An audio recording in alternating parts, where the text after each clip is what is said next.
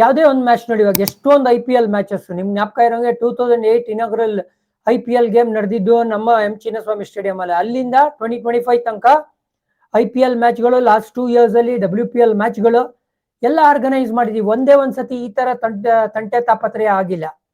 Match ನಡೆಯುವಾಗ ತಂಟೆ ತಾಪತ್ರೆ ಆಗದೆ ಇದ್ದಾಗ್ಲೂ ಯಾಕೆ ಗೌರ್ಮೆಂಟ್ ಕೊಡ್ಲಿಲ್ಲ ಪರ್ಮಿಷನ್ ಅಂತ ಪ್ರಶ್ನೆ ಬಂದ್ರೆ ನೋಡಿ, ಆ ಸ್ಟ್ಯಾಂಪೀಡ್ದು ಇನ್ನ ತನಿಖೆ ನಡೀತಾ ಇದೆ. 1 man ಕಮಿಟಿ ಆಲ್ರೆಡಿ ರಿಪೋರ್ಟ್ ನ ಸಬ್ಮಿಟ್ ಮಾಡಿದ್ದಾರೆ.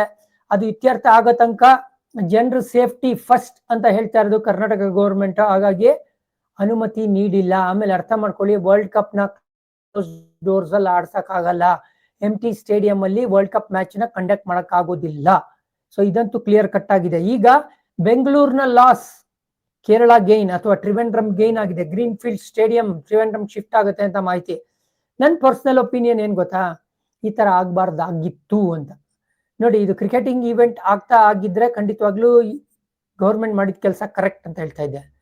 ನಾನ್ ಕ್ರಿಕೆಟಿಂಗ್ ಈವೆಂಟ್ ಆದಾಗ 1 ಆಫ್ ಈವೆಂಟ್ ಆಗಿರೋದು. ಆಮೇಲೆ ನಿಮ್ಗೆ ಫುಲ್ ಕೆಪಾಸಿಟಿ ಪರ್ಮಿಷನ್ ಕೊಡಕ್ ಇಷ್ಟ ಇಲ್ವಾ, ಅಟ್ಲೀಸ್ಟ್ ನೀವು ಹಾಫ್ ಕೆಪಾಸಿಟಿ ಜೊತೆ ಆಪರೇಟ್ ಮಾಡಿ. ಪ್ರತಿಯೊಂದು ಸ್ಟ್ಯಾಂಡ್ಸ್ ಅಲ್ಲಿ ಜಾಗೃತೆನ ಗಳಿಸಿ, ಅಥವಾ ನೀವೇನು ಏನೇನ್ ಬೇಕೋ ಬಂದೋಬಸ್ತುಗಳು ಮಾಡ್ಕೊಳ್ಳಿ. ನೀವು ಇದಕ್ ಮುಂಚೆನೂ ಸಖತ್ತಾಗಿ ಮಾಡಿದ್ದೀರಾ, ಸೊ ಅಷ್ಟೇ ಚೆನ್ನಾಗಿ ಮಾಡಿ. ಬಟ್ ಈ ಸತಿ ಹಾಫ್ ಕೆಪಾಸಿಟಿ, ಯಾಕಂದ್ರೆ ನನ್ನ ಪ್ರಕಾರ ಈ ಸ್ಟೇಡಿಯಂ ಆ ಕೆಪಾಸಿಟಿ 30-40 ಸಾವಿರನ ಹೋಲ್ಡ್ ಮಾಡೋ ಒಂದು ಕೆಪಾಸಿಟಿ ಇಲ್ಲ ಈ ಹಂತದಲ್ಲಿ, ಬೇಡ ಅಂತ ಹೇಳಿ ಅಟ್ಲೀಸ್ಟ್ 15,000 20,000 ಪರ್ಮಿಟ್ ಮಾಡಿ ಕಂಡಕ್ಟ್ ಮಾಡಕ್ಕೆ ಪರ್ಮಿಷನ್ ಕೊಟ್ಬಿಟ್ಟಿದ್ರೆ ನಮ್ಮ ಬ್ರ್ಯಾಂಡ್ ಬೆಂಗಳೂರಿಗೆ ಹೊಡೆತ ಬೀಳ್ತಾ ಇರಲಿಲ್ಲ. ಇದು ಒಂಥರ ಕಪ್ಪು ಚುಕ್ಕೆ ಆಗುತ್ತೆ. ಯಾಕಂದ್ರೆ ನಾವು ವರ್ಲ್ಡ್ ಕಪ್ ಅನ್ನೋ ಈವೆಂಟ್ ನ ಮಿಸ್ ಮಾಡೋಂಗೆ ಇಲ್ಲ. 1987 ಇಂದ ಆರ್ಗನೈಸ್ ಮಾಡ್ಕೊಂಡ್ ಬರ್ತಾ ಇದೀವಿ. ಎಂತೆಂತ ಲೆಜೆಂಡರಿ ಗೇಮ್ಗಳಾಗಿದೆ ನಮ್ಮ ಸ್ಟೇಡಿಯಂ ಅಲ್ಲಿ.